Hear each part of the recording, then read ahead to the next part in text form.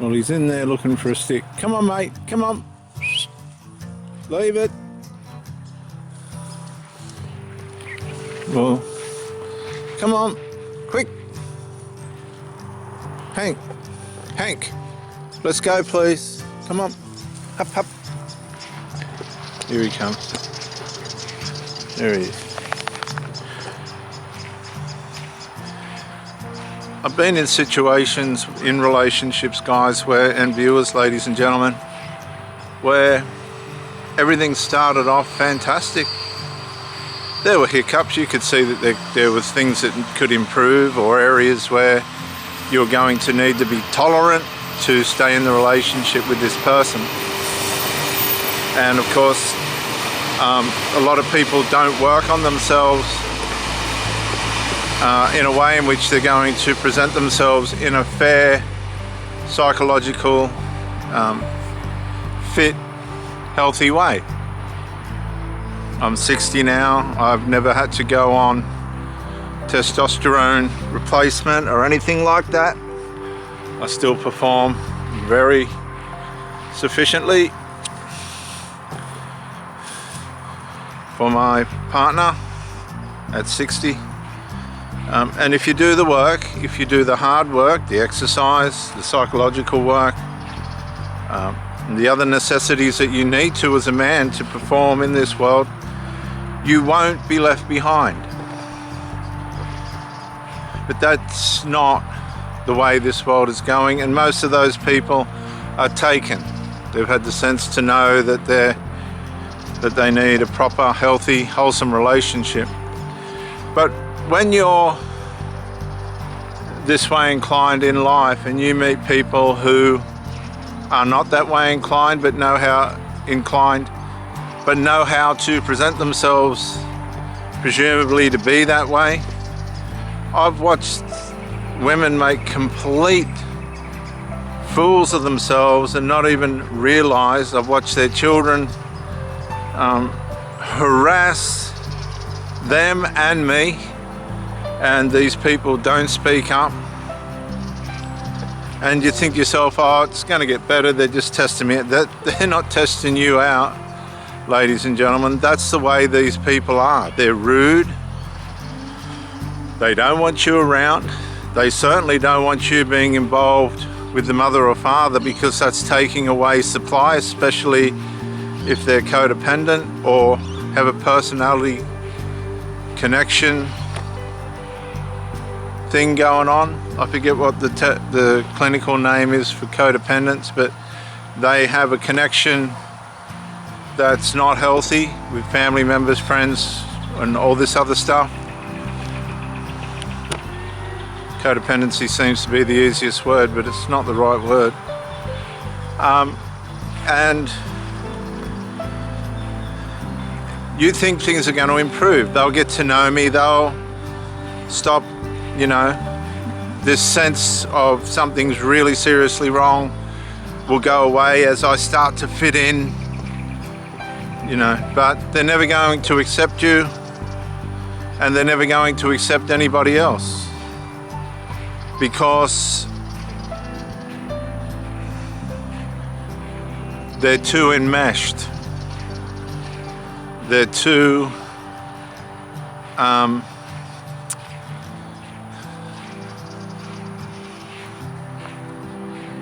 reliant on each other, and they shouldn't be, but this is not uncommon now. So there's an element of the fact where you have to accept it and say, well, I really don't fit in here. This is not where I belong. But a lot of us don't do that. We just persist. We just try and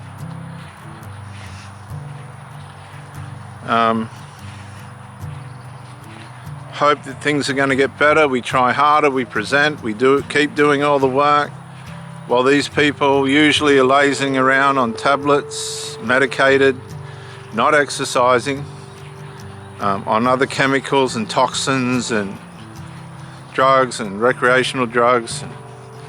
They're not used to having somebody that truly wants to make a proper effort, but they're intrigued by it, at least initially. And as you're going along, all of a sudden things start to go distant, things become distant, there won't be a phone call, or there'll be a text message for no legitimate reason, or text message won't come in or be returned for no legitimate reason. They're just testing you. It's a shit test to see what you're going to do. And the more you progressively let them get away with, the worse it becomes, because they want to make space. They want you as a convenience. They want you on the mantelpiece, and they'll take you off as necessary. It's called in training. But as they're entraining you, you have to be aware of what they're doing so that you don't allow it. And I learned very young in life, I'd had a lot of these covert female narcissists that get you in, and then they think they're going to condition you to seeing you once or twice a week. And I'd confront it and try and make some kind of relationship out of it, but these people were incapable of that. They weren't capable of doing that. And so as you become more exposed to it and more aware of it, you can begin to challenge the behavior. And they're quite surprised and attracted to people that are willing to give this a go, willing to challenge them. Come on, mate. Hey. Hank. Okay, so he's going to get a smack. Hank, come on. Quick. Quick. No, he got out of it. Get up. Get up. So as you challenge them, it's quite a surprise, because excuse me, we live in a world now where challenge and confronting the issues being presented as being an offense, as being an assault, rather than being an attempt to try and interrelate in a way in which is going to benefit both parties in the relationship. What you need to realize is these people are only going to go so far. They'll start to realize that you're not a fit. They'll stay around if you are performing at a level that they're not used to. They will hang on as long as they can, because you're a good means of supply, emotional, sexual, maybe financial.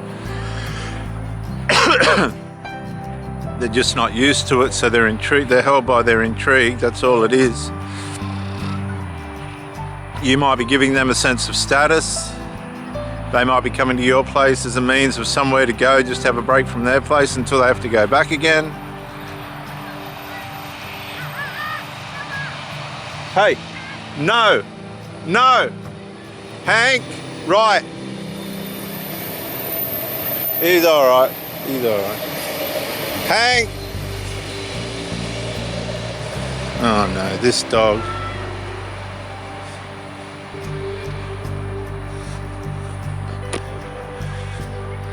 Come on, Hank.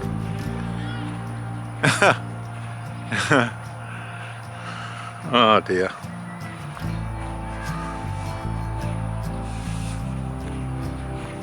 This dog is going to have to get a smack. But anyway, so you